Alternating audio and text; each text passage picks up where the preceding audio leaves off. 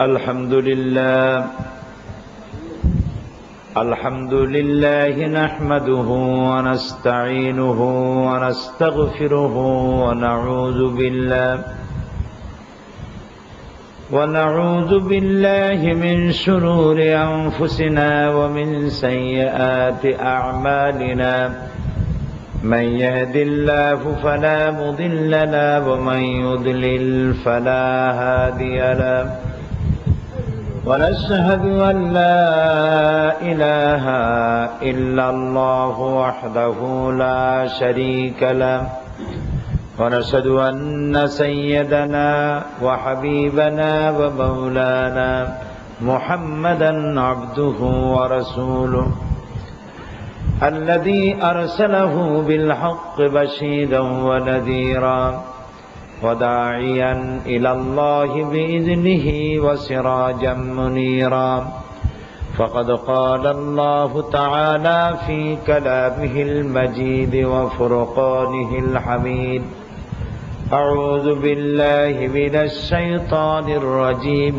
بسم الله الرحمن الرحيم إن الله وملائكته يصلون على النبي يا أيها الذين آمنوا صلوا عليه وسلموا تسليما صلى الله على محمد صلى الله عليه صلى الله على محمد صلى الله عليه صلى الله على محمد صلى الله عليه صلى الله على محمد صلى الله عليه بلغ العلا بكماله كشف الدجى بجماله حسنت جميع خصاله صلوا عليه وآله আরবের বুকে মক্কার পরে আমিনার যেথায় ঘর খোদার করুণা কৌসার হয়ে ঝরছে বারংবার বালাগাল উলা বিকামালিহি কাশাফাদ দুজা বিজামালিহি হাসনাত জামিউ খসালিহি সাল্লু আলাইহি ওয়া আলিহি। জনাব সভাপতি, আজকের নোয়াখালী কারা আয়োজন করেছে? ইসলামী সমাজ কল্যাণ পরিষদ কর্তৃক আয়োজিত নোয়াখালীর এই ঐতিহাসিক মাঠে দুদিন ব্যাপী তাফসীর কোরআন মাহফিলের সমাপনী দিবসে আজকের এই সুন্দর দিনে মা বোনদের জন্য বিশেষভাবে আয়োজিত এই মাহফিলের সম্মানিত সভাপতি, ওলামায়ে কেরাম, সুধীমণ্ডলী এবং সম্মানিত মা এবং বোনেরা, আপনাদের সকলকে আসসালামু আলাইকুম ওয়া রাহমাতুল্লাহি ওয়া বারাকাতুহু। আমরা আল্লাহ সুবহানাহু ওয়া তাআলার দরবারে লাখো কোটি শুকর আদায় করি যে মহান আল্লাহ তাআলা আমাদেরকে কোরআনের কথা শোনার জন্য এখানে উপস্থিত করেছেন। আমরা সবাই পড়ি আলহামদুলিল্লাহ। এবং গতকাল এবং রাত্রে যে প্রচন্ড গরম ছিল,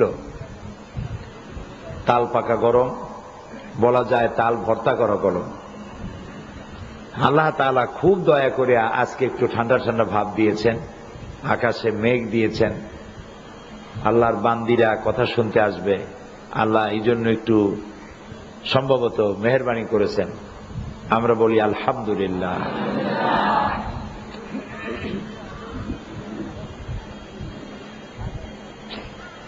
মা বোনেরা, আপনারা সবাই কোরআন শুনতে এসেছেন, আর কোরআন হচ্ছে আমাদের জীবনের সর্বশ্রেষ্ঠ নিয়ামত, আল্লাহর পক্ষ থেকে নাজিল হয়েছে জীবন বিধান হিসেবে।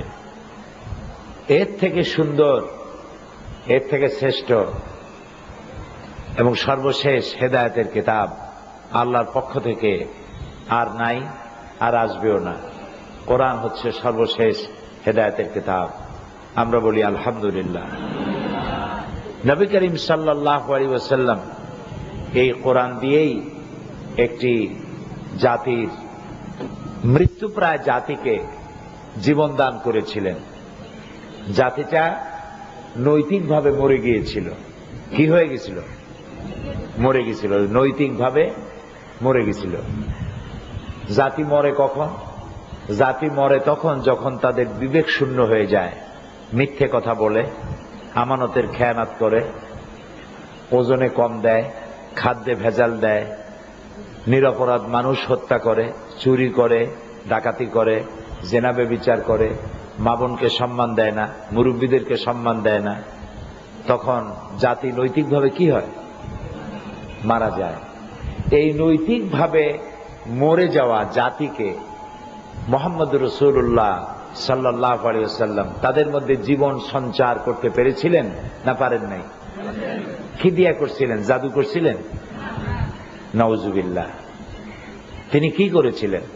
কোরআন দিয়ে এই জাতির প্রাণ সঞ্চার করে দিয়েছিলেন। মরা জাতি জিন্দা হয়ে গেল। সুবহানাল্লাহ। যারা চোর ছিল, ডাকাত ছিল, জেনাকার ছিল, বদমাশ ছিল, শয়তান ছিল, খারাপ ছিল, সব মানুষগুলো ভালো হয়ে গেল। আল্লাহু আকবার। সব ভালো হয়ে গেল।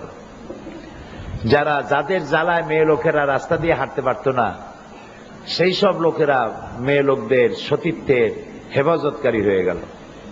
যারা বাড়ি বাড়ি গিয়ে চুরি করত, ডাকাতি করত, তারা মানুষের সম্পদের পাহারাদার হয়ে গেল। সুবহানাল্লাহ। এই পরিবর্তন এনে দিয়েছিল কিসে? কোরআন শরীফে। মা বোনেরা,